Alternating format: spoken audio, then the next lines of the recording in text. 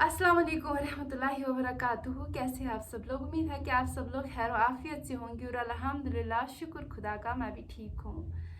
तो बहुत पहले आप लोगों ने मुझे मैसेज की थी कि दी आप कुरान की कुछ आयात को या कुरान को आप हमें ट्रांसलेट करके सुनाएं, इस पे भी आप वीडियोस बनाया किया करें। सो मैंने ऐसा सोचा कि मैं ऐसा करूँ, क्योंकि तब मुझे ऐसा नहीं लगा था कि मैं ऐसा कर पाऊँगी। सो फाइनली मैंने सोचा कि मैं करूँ, मैं कुछ आयत आपको ट्रांसलेट करके सुनाऊँ जो इवन कि हमारी डेली लाइफ में, हमारी पूरी ज़िंदगी में कुरान का इस पे अप्लाई करना, रसूल पाक सल्लल्लाहु अलैहि वसल्लम की सुन्नत पे अप्लाई करना, अल्लाह के हुक्म पे चलना ज़रूरी है।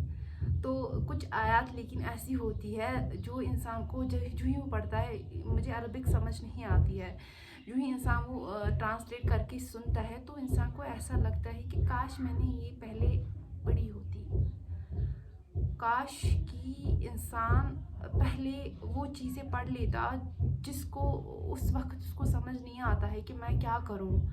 मैं मतलब ज़िंदगी के ऐसे समंदर में वो फंस जाता है जिसका आंसर उसको नहीं पता होता है मुझे क्या करना है आगे।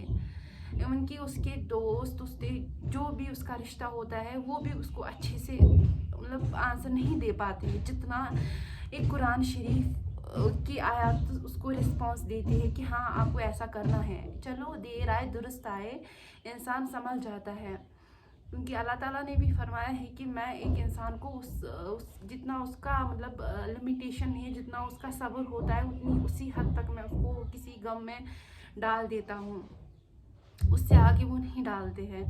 वो भी मुझे लगता है कि मैं अपनी बात करूँगी, उसके गुनाहों की वजह से ही होती है, उसकी गलतियों की वजह से ही होती है, एट सम पॉइंट की आजमाइश होती है।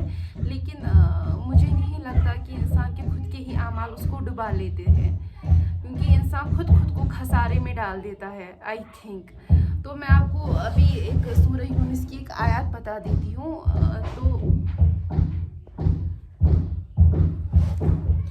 और जब इंसान को तकलीफ पहुंचती है तो वो लेटता बैठता और खड़ा हर तरह हमको पुकारता है। फिर जब उसकी वो तकलीफ हम उससे दूर कर देते हैं तो वो ऐसे बहस हो जाता है गोया उसने उस तकलीफ में जो उसको पहुंची थी हमको पुकारा ही नहीं था। इस तरह हद से आगे निकल जाने वालों को उनके आमाल अच्छे मालूम होते हैं। तो ये आयत जब मैंने सुनी, आई फील कि मेरे साथ ऐसा हुआ है लिटरली। तो क्या होता है कि आप खुद ही अपने आप को एज्यूम करो कि आपके साथ कभी ऐसी मतलब बात हो गई जब आप लेटते बैठते खड़ा होके हर तरह से अल्लाह को पुकारते हो, या अल्लाह मतलब मुझसे नहीं हो पा रहा है। क्योंकि मैंने ऐसे फ्रेंड्स को भी देखा है जो बोलते हैं मुझसे नहीं हो पा रहा है, अब ये मैं बेयर नहीं कर पा रही हूँ, मैं क्या करूँ, मैं कहाँ जाऊँ, मैं मतलब फिर जब अल्लाह ताला हमें उस चीज़ से निकाल देता है, इंसान सच में सब कुछ भूल जाता है। लेकिन अल्लाह ताला रहमानुर रहीम है, वो माफ़ करने वाला है। तो ये आया जब मैंने पढ़ी मेरे दिल से इतना लग गई है सीरियसली। और एक ही नहीं, आप जब कुरान शरीफ पढ़ोगे एक एक आयत आपको दिल से लगेगी कि हाँ मेरे साथ तो ऐसा हुआ है। तो मैं इतना कहूँगी कि अल्लाह ताला हमें बख्श दे, हमारे उन गुनाहों को बख्श दे जो हम मतलब किसी के सामने बयां भी नहीं कर सकते। हमारी मतलब सब्र दे, जो लोगों ने हमको कुछ चीज़ें बोली है, जो लोगों ने हमें कुछ गम दिया है, उनको माफ़ करे, हमें माफ़ करे।